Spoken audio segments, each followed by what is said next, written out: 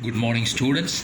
We are being looking into 19th century European social, political, economic, and cultural development, and we saw how the economy took its shape in 19th century and how technology helped it, and the colonialism after the industrial revolution and this economic transformation, how colonialism came into being and how it developed and came into other countries.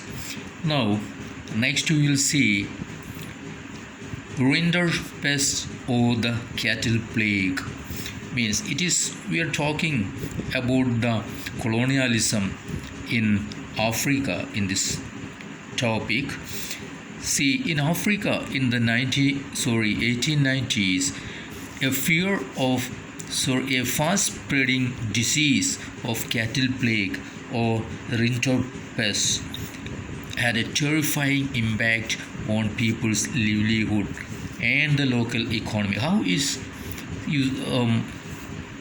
How can a cattle plague affect? Because see how a colonialism or colonized societies being affected by the European imperial impact. That is what it's talking about. See, Africa had abundant land and a relatively small population. We know that in early times their livelihood was land and livestock. Okay, so land and livestock sustained African livelihood, and people, they didn't work for wage in anybody else's land or for anybody else. They have their own land and they had the livestock, means cattle, and they were getting their livelihood from this working in their land and rearing their cattle. They had their livelihood. Okay, so in late 19th century, Europeans were attracted to Africa due to its vast resources of land and minerals. Africa is a land of minerals. Almost all kinds of minerals are available there in Africa. Okay, so they came to Africa hoping to establish plantations and mines to produce crops and minerals for export to Europe. They were hoping to become rich, making large money from Africa. But there was an issue, that's shortage of labor. Labor means people were there but they were not ready to work for a wage. So Europeans, they tried to get the labor. How? Employers used many methods to recruit and to retain labor. See, one was heavy taxes were imposed which could be paid only by working for wages on plantations and mines. See, huge taxes were imposed on the local people so that the tax was accepted as work. Okay, then inheritance laws were changed. How? Only one person of the family was able to inherit the wealth of his father or the ancestral property. So other children or other members of the family left out of having any inheritance, and they were forced to do work in the mines or in the plantations for the foreigners or the Europeans. Okay, that's other. Then the first we have seen that first they imposed heavy taxes and then the changing inheritance laws, and then came the disease, that is the cattle disease or the cattle plague, that is rinderpest. Rinderpest is a type of fever and inflammation. That's a kind of disease affected the cattle. That's in early in late 1890s it happened. See, it was late 1880s. So it was carried by affected cattle imported from British Asia to feed the Italian soldiers. Okay, so cattle were brought from Asia as well to Africa. So these infected cattle caused the this disease, the cattle plague in Africa, and around 90% of the cattle were killed by this rinderpest. Now, many of the Africans, they lost their livelihood.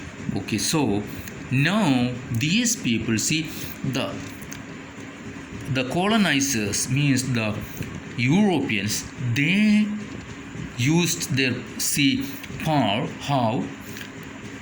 Now the colonial governments now successfully monopolized the scarce cattle resource remained, that to strengthen their power and to force Africans into the labor market.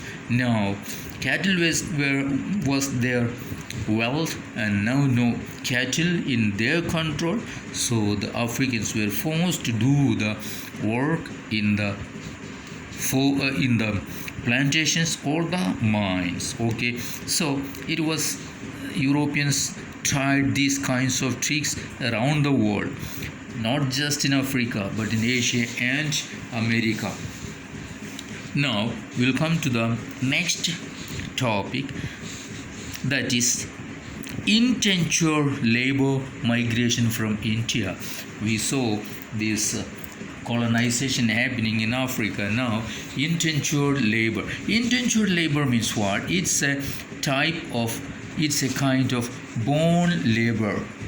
Okay, so once the slavery was abolished, Europeans tried to get labor, and they get the bonded labor under contract to work for an employer for a specific amount of time, specific period of time, say 5 years or 6 years, like that. Okay, so these people were taken from India to different part of the world by the Europeans. Now see, this kind of migration from India also illustrates the two-sided nature of the 19th century world.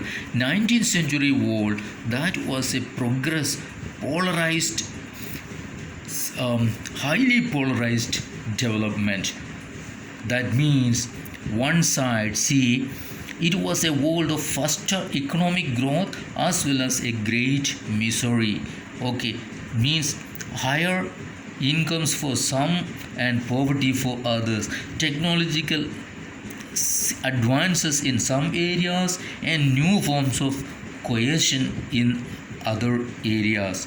Okay, so in 19th century, hundreds of thousands of Indian and Chinese laborers went to work on plantations, in mines, and in road and railway construction projects around the world.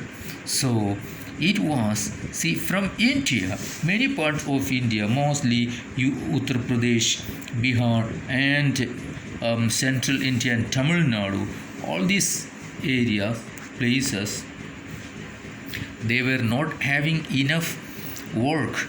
Okay, under the British rule, their cottage industries declined and land rents rose. Lands were cleared for mines and plantations. All these affected the lives of the poor, and they failed to pay their rents, became deeply indebted, and were forced to migrate in search of work.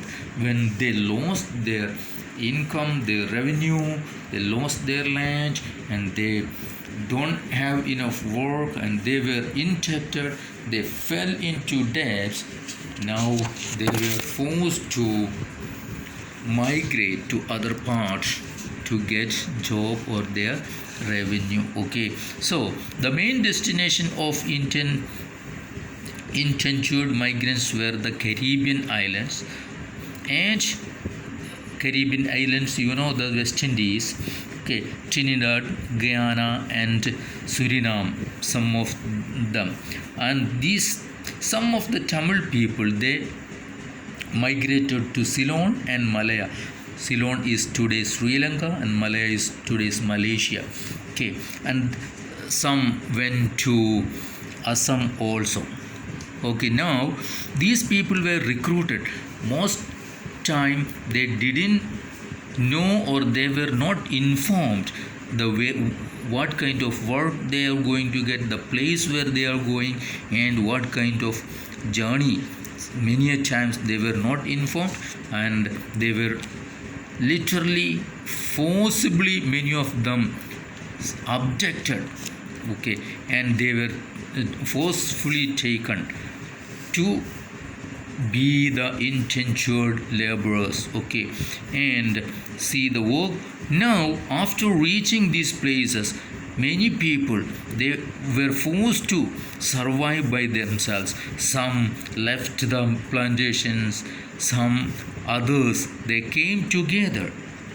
See how they came together, expressing their ideas and blending different cultural forms. And in Trinidad, annual Muharram procession, the Muharram procession we have here also, was transformed into a